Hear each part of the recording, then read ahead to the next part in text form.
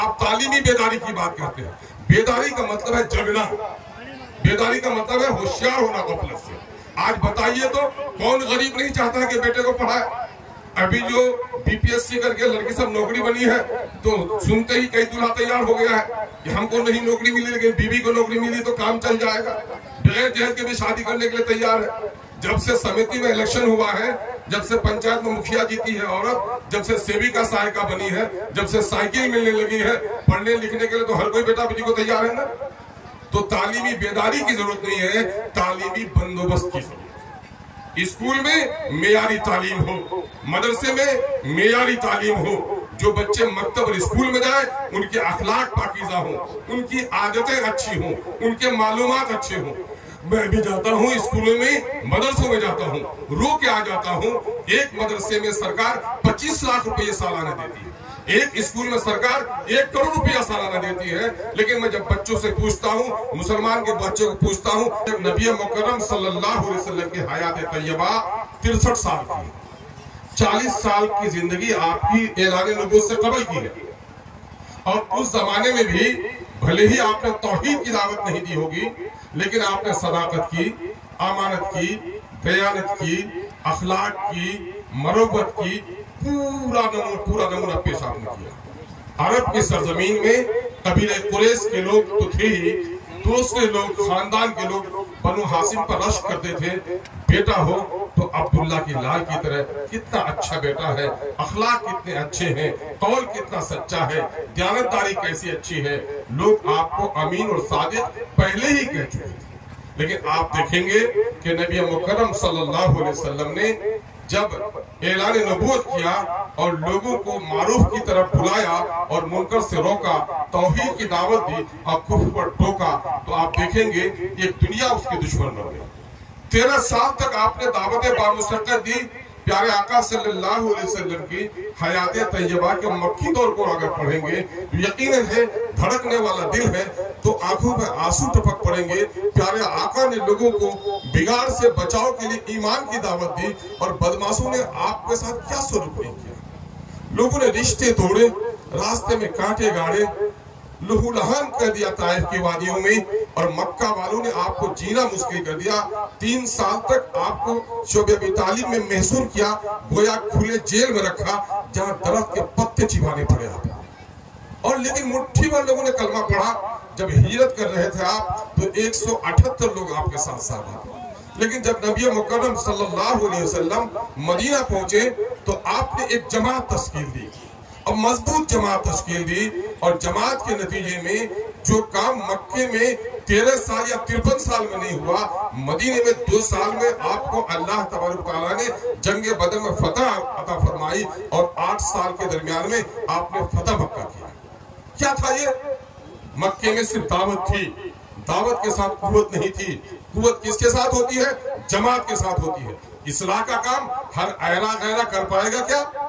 गाँव में आपका 5 भाई मजबूत हो, लठेत हो और वो सड़क पर घर उठा रहा है, गांव का कोई गरीब टोक पाएगा? एमएलए साहब से उसकी रसाई हो, थाने का वो दौनिया हो, कोई टोक पाएगा क्या वो किसी को? गांव का एक दबंग है, किसी की बेटी को परेशान कर रहा है जहेज के लिए, बहन को तरके में हिस्सा नहीं दे रहा है, गांव का कोई कुछ कर सकते हैं उसका? नहीं कर सकते। क्यों नहीं कर सकते? क्योंकि गांव में जमात नहीं है।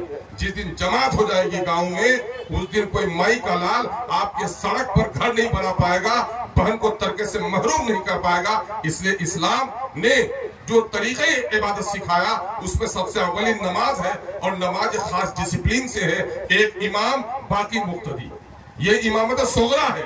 इमामत कुबरा क्या है कि जिस तरह मस्जिद के अंदर में एक इमाम की पैरवी करते हो, तुम बाहर में भी अपने अमीर की अताअत करो। और अल्लाह तबारक तआला ने अमीर का मकाम इतना बड़ा फरमाया, इतना बड़ा फरमाया कि उसका तज़किरा अपने साथ किया।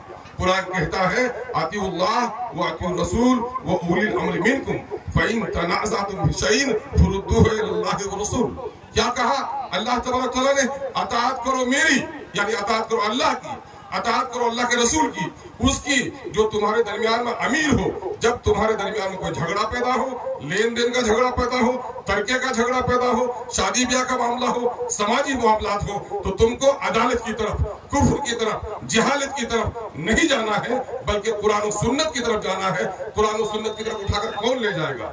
कुरान और सुन्नत की तरफ उठाकर, ये कुरान के 30 पारे उठाकर नहीं ले जाएंगे, नबी के सुनन पर जो किताबें हैं सियासत की, वो उठाकर नहीं ले जाएंगी, बल्कि आपका जो अमीर होगा वो कुरान और सुन्नत का पाबंद बनाएगा। तो आज अगर आप चाहते हैं कि मुआशरे का इस्लाह करना, तो पहले मुआशरे को तश्कील दीजिए, मुआशरे को तश्कील दीजिए, अमीर गासिब हो जाए, शुरा के लोग गलत हो जाएं, तब उसके इस्लाह की बात कीजिए। ये मेरी सोच है, आपकी सोच अलग हो सकती है, मैं अपने सोच का इजहार करता हूं। दूसरा मामला यह है कि आप तालीमी बेदारी की बात करते हैं। बेदारी का मतलब है जगना, बेदारी का मतलब है होशियार होना गफलत से। आज बताइए तो कौन गरीब नहीं चाहता है कि बेटे को पढ़ाए? अभी जो बीपीएससी करके लड़की सब नौकरी बनी है, तो सुनते ही कई दूल्हा तैयार हो गया है कि हमको नहीं नौकरी मिली, लेकिन बीवी को नौकरी मिली तो काम चल जाएगा। बगैर जहल के भी शादी करने के लिए तैयार है। जब से समिति में इलेक्शन हुआ है, जब से पंचायत में मुखिया जीती है औरत, जब से सेविका सहायिका बनी है, जब से साइकिल मिलने लगी है, पढ़ने लिखने के लिए तो हर कोई बेटा बेटी को तैयार है ना। तो तालीमी बेदारी की जरूरत नहीं है, तालीमी बंदोबस्त की जरूरत है। स्कूल में मेयारी तालीम हो, मदरसे में मेयारी तालीम हो, जो बच्चे मकतब और स्कूल में जाए उनके अखलाक पाकीज़ा हो, उनकी आदतें अच्छी हो, उनके मालूमात अच्छे हो। मैं भी जाता हूँ स्कूलों में, मदरसों में जाता हूँ, रो के आ जाता हूँ। एक मदरसे में सरकार 25 लाख रुपए सालाना देती है, एक स्कूल में सरकार 1 करोड़ रुपया सालाना देती है। लेकिन मैं जब बच्चों से पूछता हूँ, मुसलमान के बच्चों को पूछता हूँ, बताओ नबी मुकर्रम सल्लल्लाहु अलैहि वसल्लम के अब्बा का क्या नाम था? बच्चा मुंह तकता है। जब मैं पूछता हूँ कि गैर मुस्लिम बहन के बच्चे को कि बताओ राम के पिता का क्या नाम था? मुंह देखता है। जब मैं पूछता हूँ कि 1 मीटर में कितना सेंटीमीटर होता है, बच्चा कोई कहता है 10 सेंटीमीटर। कहता हूँ 1 किलो में कितना ग्राम है, तो बच्चा कहता है 10 ग्राम। क्या पढ़ाते हैं लोग? सिर्फ वही नहीं, तालीम के नाम पर मदरसे में आना नहीं है, बल्कि मेयारी तालीम देने की जरूरत है।